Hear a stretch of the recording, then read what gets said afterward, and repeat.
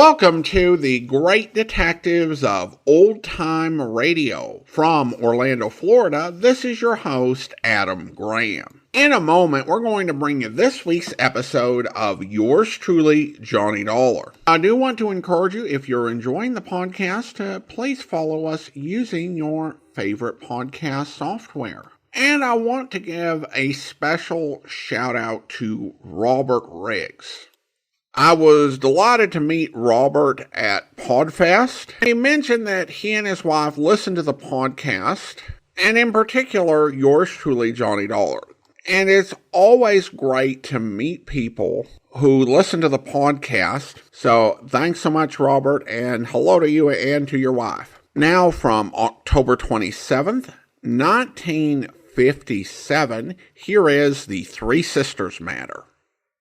And Johnny Dollar. Earl Foreman, Johnny. Oh, hi, Earl. How are things down in sunny Florida? I don't know. What? I'm calling from Green Mountain Falls, Colorado. What under the sun are you doing out there? Fishing trip? Hardly. Because if it is, I'll join you. I want you to join me, all right, but no fishing. I got a problem, Johnny. One of my important clients has disappeared. Ah, I see. Okay, Earl, I'll grab the next plane.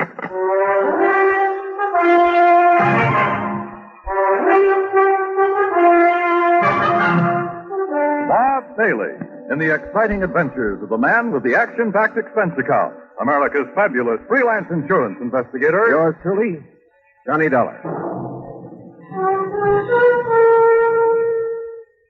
And now, Act One of yours truly, Johnny Dollar.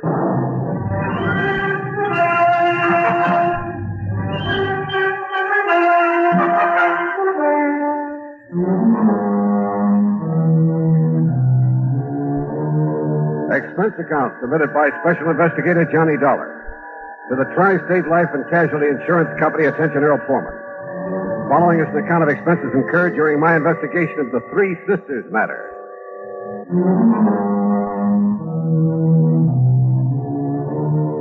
Expense account item 1, $151.80, transportation to New York, then airfare and incidentals to Colorado Springs.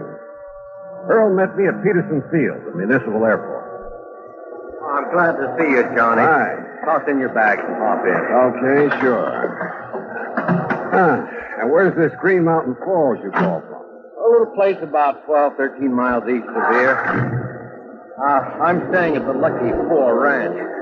One of the last places Rolanov was seen. Rolanov? Misha Rolanov, the concert pianist. Rolanov. Oh, sure. Yeah, I've heard of him. He has a little place up on the mountain just back of the Lucky Four where he and his daughters live when he's not on concert. Daughters? How many? Olga, Maria, Ada. No, here's what happened. Rolanov and the girls, well, they're really stepdaughters, by the way. Oh, where's the mother? She died some years back. Well, anyhow, they arrived up here about 10 days ago, right after his last concert swing over in Europe. Well, what does he do when he's up here? He and the girls just loaf. Oh, he has a piano in his cottage to keep in practice, that's all. And now you say he's disappeared. You see, Johnny, he was fond of taking long walks. This is pretty good hiking country. Well, I can see that all right, if you're part mountain, though. Yeah. Well, anyhow, 3 days ago, right after breakfast, he started out on his usual morning walk. He stopped in for a second cup of coffee with Ray Schmishny and his wife. Who are they? Ray and Glee run the Lucky Four. Oh, yeah. Well, go on. Well, that's all. That was the last time Rolanov was seen. Was any kind of a search been made? Yes, and that's not easy terrain to search. There's been quite a bit of snow, too, enough to cover up any tracks he might have made. All right. Do you know of any reason he might have wanted to disappear? No, I don't think so. I knew him very well, Johnny. I've known him for years. Of course, he occasionally got fed up with having three girls around his neck all the time. Silly man. Well, that who wouldn't, but he loved them, I'm sure.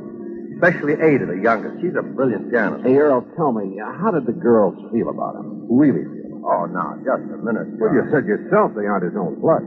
Well, just wait till you meet them and decide for yourself. Yeah, Earl, I will.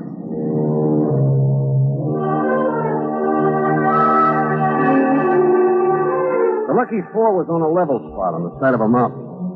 It consisted of half a dozen neat, modern, comfortable cottages, and from the front window of the one we shared was a beautiful view of Pike's Peak. Huh? Oh, come in, Ray. Come in. You see us come up the drive? I want you to meet the man I've been telling you about. Ray Smishney, this is Johnny Dollar. Hi, Ray. Johnny, only I'm afraid he got here too late, Earl. Oh? Well, what do you mean? Just a few minutes ago, before you got back here in a gully up on the West Meadow, way up where I dumped the trash, you know where I mean? Yes? Remember the bear cave I pointed out to you one day when you went up there with me in the Jeep? You mean that bear got Rollinov? No, but that's where I found him. Well enough? Dead, Earl. Dead? A bullet hole in the back of his head. Act two of yours truly, Johnny Dollar, in a moment. Act two of yours truly, Johnny Dollar. Question. Was Misha Rolinoff, the eminent concert pianist, murdered? Or was he shot accidentally up near the Bear Cave on the mountain, back of the Lucky Four Ranch at Green Mountain Falls, Colorado? We went up there in Ray's Jeep. A careful inspection of the body and the gully in which he found it revealed nothing by way of clues to the rest. One thing, Johnny. Yeah, what's that, Ray? Like I told Earl here, I was planning to shoot that bear myself. Yeah. Letting him get nice and fat on the garbage from the ranch. So what? What's that? He used to come down every day, regular as clockwork, and tip over the pails and gorge himself. Well, what are you trying to say? It's been over a week now since I've seen him. Well, I don't see what you're getting at, Ray. Well, it could mean only one thing, Earl. Somebody else got to that bear before I could. And it must have been some time before Rolinoff disappeared. That's right. So his being killed here couldn't have been accidental by somebody gunning for that bear. Look here, Johnny.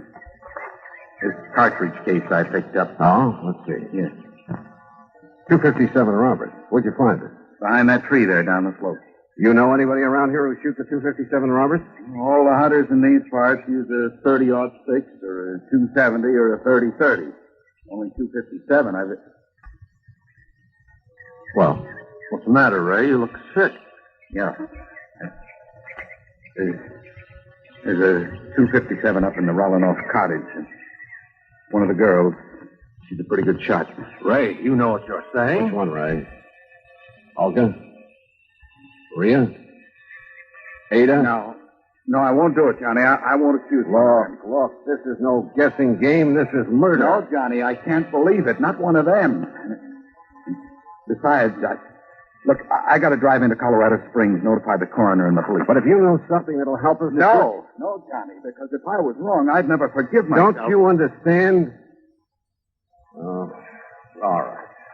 Earl, do you know the way up to the Rolinoff place? Yes, Johnny. Road all right for my car, Ray?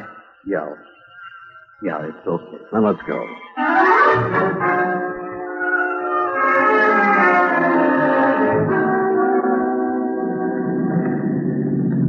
Hey, take it easy, Earl. This road isn't much wider than the car. I know it. Rolinoff Cottage is right up in that clearing, middle of that big meadow. You know those daughters, stepdaughters. You figure which one of them might have wanted to kill Rolinoff? Oh, no, Johnny, no. Well, who's the beneficiary of this policy? Well, it's a very unusual policy. Now, what do you mean, unusual? There's no beneficiary specifically named. What? The beneficiary or beneficiaries are to be the same as the heirs that are specified in Rolinoff's will. Well, who? Nobody knows. Well, where is his will? Same answer. Well, now look here, He Earl. always made it very clear that his will would show up at the proper time. I assume, of course, that his stepdaughters will be his heirs. Oh, but if they're not... Oh, this is the Rolinoff cottage. Well, quite a lot of cottage. And just as nice on the inside as it is on the outside. Rolinoff used to complain now and then about some of the feminine frippery all around him, but, well, he liked it. And you're sure they all got along well together? Well, of course, every family has a little spat once in a while. Johnny, now listen to me. Well, we shall see what we shall see. I know that after what Ray said, the evidence kind of seems to point to one or all of them, but, well... Yes? Oh, hello. To say the girl who stepped through that door was beautiful would be the understatement of the week. Tall and striking, dressed in something that looked like Schiaparelli or Christian Dior. As though she'd just stepped out of Charles or the Ritz. And if her two sisters were anything like this. Johnny, I said this is the older sister, Olga Rolinoff. Johnny. Oh, I'm sorry. Hi, Johnny. Hi. Daydreaming? Yeah, I guess so. So you're the investigator Earl told us about. Come in, won't you? Sure, thanks. Have you found out anything about Daddy? Olga, that's what we're... No, Olga, we haven't. Oh, dear, it's such a terrible... Oh, wait a minute, Johnny. You wait. Ada, we have guests. Oh? Hello, Earl. Oh, hello, Ada. And this good-looking man is Johnny Dollar. Hi. Hello. Oh, that's a nice, warm welcome. Ada, why don't you go in and fix your hair? You look a fright. That plain old house there, really. What's that you're playing, Ada? It's the last thing Daddy wrote. He wrote it frantically the morning it was almost as though he knew something was going to happen to him. Oh, come now. And he had to write it before it did happen. Oh? Where were you, Ada, the morning he left? Right here, Johnny. Playing this for the first time. Ever since he's disappeared, I've been trying to figure if it has some special meaning. Oh, Ada, that's such a silly idea. Is it? What did you mean by that, Olga? Oh, it's really... Well, it's like a lot of other silly ideas she gets over her music. Yeah, like what? A lot of things. As though she should be the concert artist in the family instead of Daddy. Maybe now that he's gone, I will be. I'll be greater than he ever was. Oh, sure. And I'll do it in memory of him. You'll do it for your own self-glorification. I'm sorry, sir. That's all right. Incidentally, where were you that morning, Olga? In Colorado Springs. I went shopping right after breakfast. Or rather, window shopping. Oh. I need some new things so badly. And, well, you know, I have to keep up with the styles or I'd look like our poor little artist here. Oh, yeah. Where was your other sister, Maria? I don't know. Oh, Ada, stop that. When I left the house, she and Ada were doing the dishes. Well, you weren't helping. I told you, Johnny, I had to go into the spring. Oh, yeah. Where is she now? Oh, Maria's probably out in the hills somewhere, camping all Maria's right here, Olga. Hello, Earl. Well. Oh, come in, dear. This is Johnny Dollar, the investigator Earl said that you were getting. Yes. So I see. Well, investigator? I saw two. And I didn't like what I saw. Maria was dressed in khaki shirt, breeches, and hunting boots. And hanging in the crook of her arm was a high-powered hunting rifle.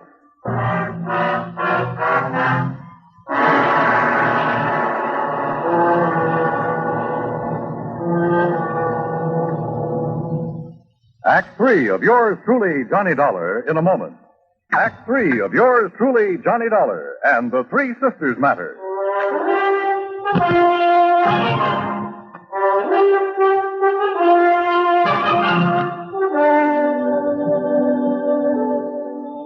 How about aiming that rifle the other way, Maria? Oh, sure. I'll set it down in the corner. It's empty, needless to say. Better let me see it, huh? Oh, I told you it's empty. Are you a hunter too, Johnny? You talk as if you were, dear. Are you, Maria? Do you do a lot of shooting? Shooting, yes. Killing. I'll Stamping around these mountains, blazing away at anything that moves just for the sake of... How about that, Maria? Oh, gives me something to do. Kind of a relief. What else is there to do in this godforsaken place? Have you any other guns? A little 22 that I use for plinking. We all use it. Why?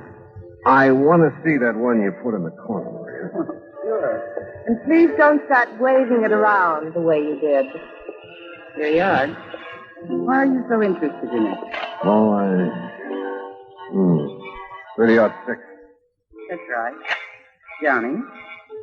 And your only other one is a 22. That's right. That's right. That's no 22 up there over the mantel. That's Daddy's son. I don't think it's a second. Oh?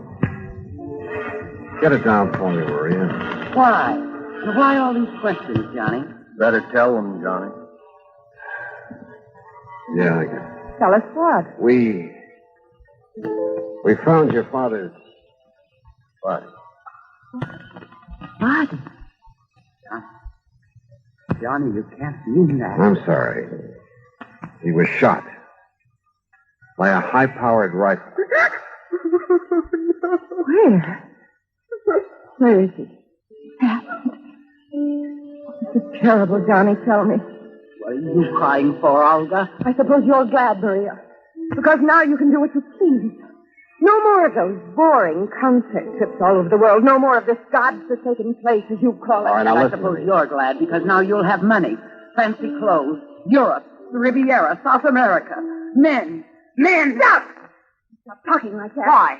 Because it's true? No, because it's...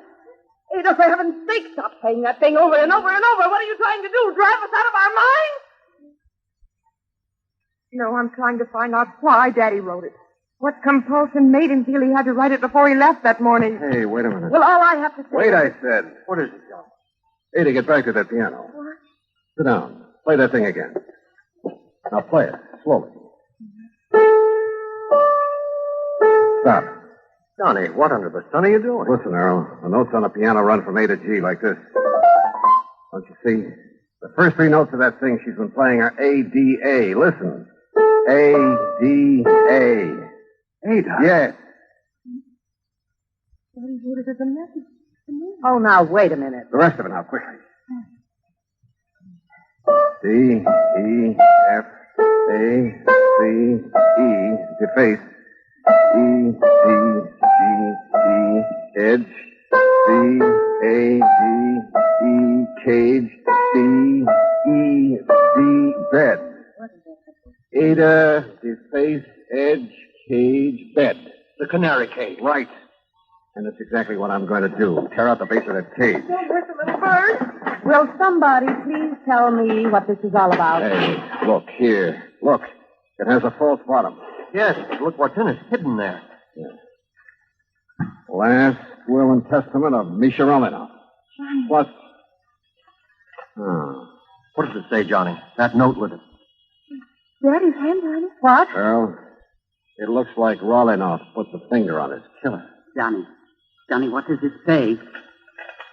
And my reason for deliberately omitting her from my will. Omitting whom from his will? What are you talking about? Read on, Johnny. Let me see. Is not only because of the self-centered life she's always led. Not only because of her constant, completely selfish extravagance. I'm afraid that could apply to all of it. An extravagance which finally led her to forging my name on checks. Who, Johnny? Then when I discovered that she was sneaking out and practicing with the old rifle that's kept over the mantel. The 257. It was kept over the mantel. Don't move. Oh, no, put it down. All right. So he cut me out of his will. And if I can't have what I wanted, you won't have it either. Now, look here, I'll Don't move. This gun holds 5 shots. I know because I reloaded after I killed him. Olga. And now you all know that I killed him. All right. 1 shot is for you, Maria. 1 is for Ada. 1 is for you, Earl, and 1 for Johnny. Listen. And that leaves 1 for me.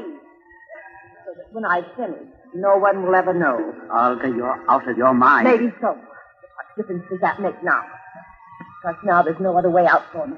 There's nothing else. I can't stand still. All of it. No. It's empty. It's empty. The gun won't stop me. There's Maria's gun. Not for you. I'll got to leave you. You treat this. Oh.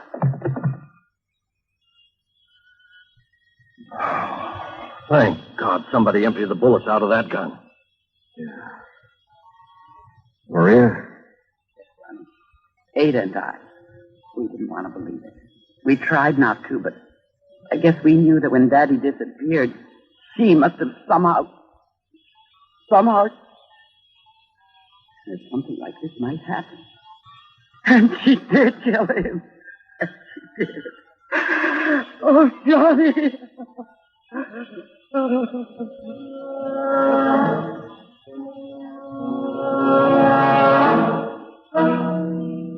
Why?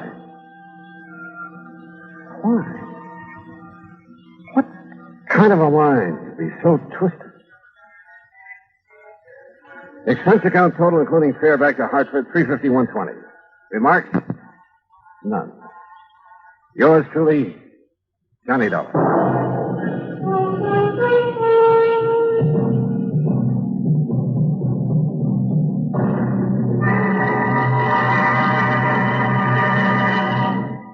Our star will return in just a moment to tell you about next week's story. Star, to tell you about next week's story. Next week, a beautiful girl A model, in fact. And, unfortunately, a model crime to go with her. Join us, won't you?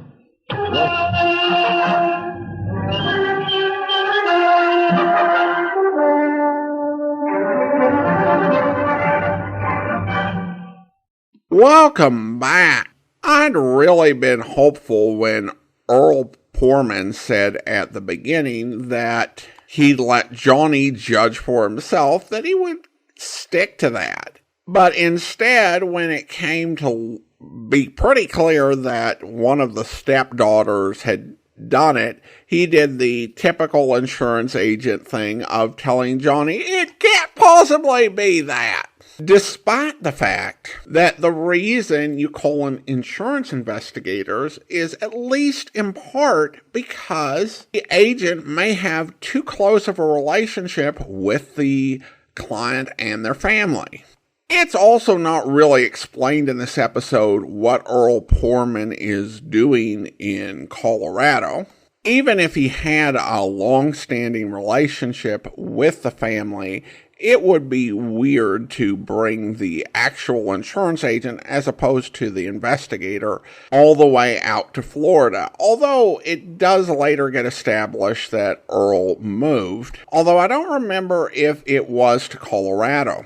Now, in this series, particularly in episodes written by Jack Johnstone, we've had a lot of things that get made up that don't actually exist. For example, Johnstone made up a couple of powerful poisons that are totally fictitious. And I'd never heard of a 257 before, but it is actually a real caliber, and the first rifle that fired 257s was introduced in 1934, as John Abbott notes in his book, The Who Is Johnny Dollar Matter. Now, of course, Olga's plan to kill everybody has a big flaw, as illustrated by her statement, "Stand still." This is not an automatic, this is a rifle in close quarters, and no one in that room would have anything to lose by charging. Even if there were bullets, I doubt she would have been able to kill everybody. But I think it suggested that her mind was a bit gone at this point. I do have to give credit to Jack Johnstone for coming up with a message using the musical notes, because I have encountered fiction where the keys are supposed to send a message, but the way it ends up, they have letters that aren't musical notes as part of the message. Now, you can get away with that if you say that there's a code involved. And so maybe a combination of certain notes equals a letter that's higher than the musical notes. But if you don't have that sort of explanation and you give some message that leaves me scratching my head and saying, okay, how did you get a cue out of the musical notes? Now we turn to listener comments and feedback. And we go to our listener survey, and we start with a comment from Natalie. Perfection, even when the audio is somewhat degraded, which is rare, as you do an amazing job restoring them. I still want to hear them and crave more. These old shows live again. Johnny Dollar is my favorite find. Well, thanks so much. And unfortunately, this week was a case where it was not the best sound quality, but we've heard worse. And then another comment, just simply, great detectives, love this. Well, I appreciate you taking the time to answer our listener survey and leave a comment. And that will actually do it for today. If you're enjoying the podcast, please follow us using your favorite podcast software. And if you're enjoying the podcast on YouTube, be sure to like the video, subscribe to the channel, and mark the notification bell. We'll be back next Friday with another episode of yours truly, Johnny Dollar. But join us back here tomorrow for Dragnet, where... When he was ready to leave, he told me Harry'd ordered the things on credit. He said he didn't want to mention it, but he wondered how he could get payment for the watch and the pen and pencil. He didn't show you a bill, did he? An invoice listing the price of the watch or the engraving that was done? No. And I didn't want him bothering Harry's mother or father at a time like this. I borrowed some money from my dad and paid him.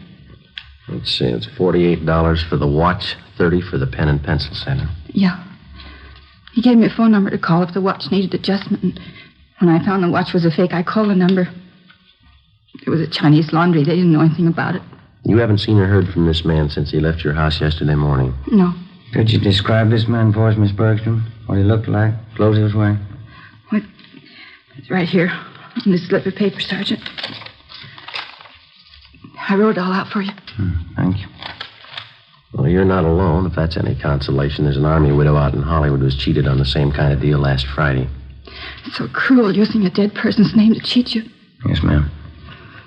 How can anybody get lower than that? They keep trying. I hope you'll be with us then. In the meantime, send your comments to box13@greatdetectives.net. Follow us on Twitter @Radio Detectives and check us out on Instagram. Instagram.com/Great Detectives. From Boise, Idaho, this is your host, Adam Graham, signing off.